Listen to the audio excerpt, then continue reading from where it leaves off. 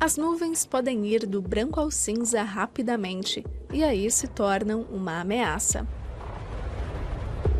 Na primavera de 2016, a cidade de Zimbach, na Baviera, ficou alagada após alguns dias seguidos de chuvas fortes. 7 pessoas morreram.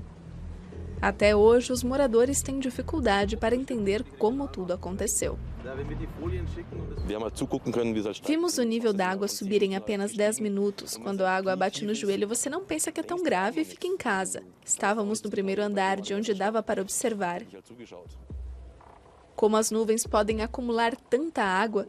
Como um córrego raso pode chegar a um volume devastador e ficar com mais de 5 metros de profundidade?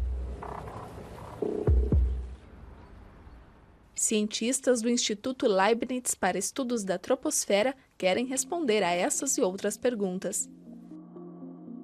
Neste centro, um simulador de nuvens único no mundo entrou em operação.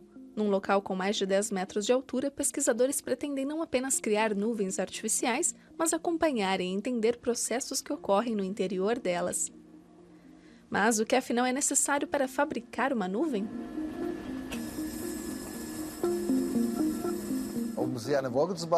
Para formar uma nuvem, precisamos de 2 ingredientes: partículas de poeira ou aerossóis que estão e sempre vão estar presentes na atmosfera, são importantes para as nuvens. E o segundo ingrediente crucial é a água. Quando o ar úmido e quente sobe até as camadas superiores da atmosfera, ele esfria e não consegue mais reter água. Então as pequenas gotas começam a se formar. No simulador são reproduzidas as condições para a formação das gotas d'água, partículas em suspensão e água. Apesar de as gotas serem mais pesadas que o ar, não é óbvio que comece a chover em seguida, seja no simulador ou do lado de fora, na natureza.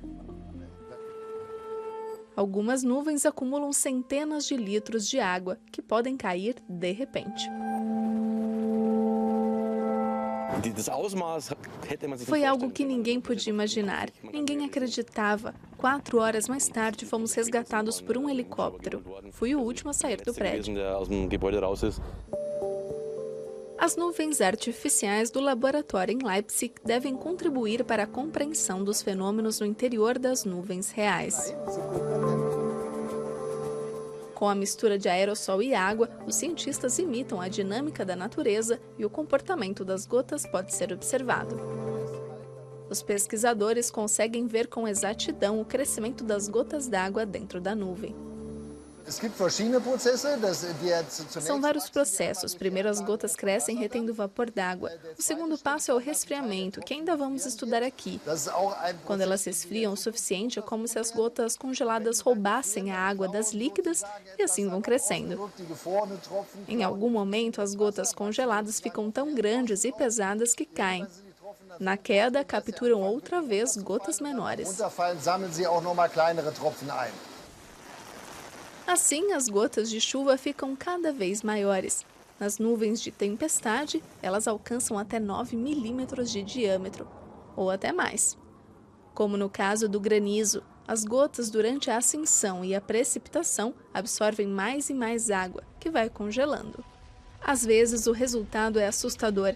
Em 1984, Munique foi atingida por uma forte chuva de granizo, que causou danos avaliados em 3 bilhões de marcos, a moeda da época.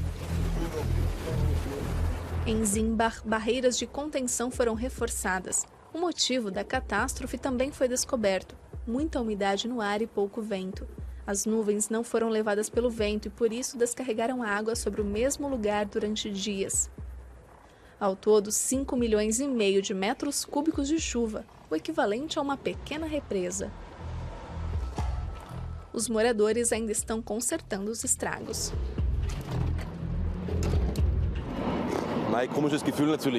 É uma sensação estranha, me dá um arrepio cada vez que me lembro. Melhor nem pensar, pelo menos sobrevivi. Nicht drüber nachdenken, weiter geht's, überlebt. Ende. As nuvens de laboratório ajudam a estudar os riscos de temporais e, quem sabe, a partir daí, criar modelos de previsão ainda melhores.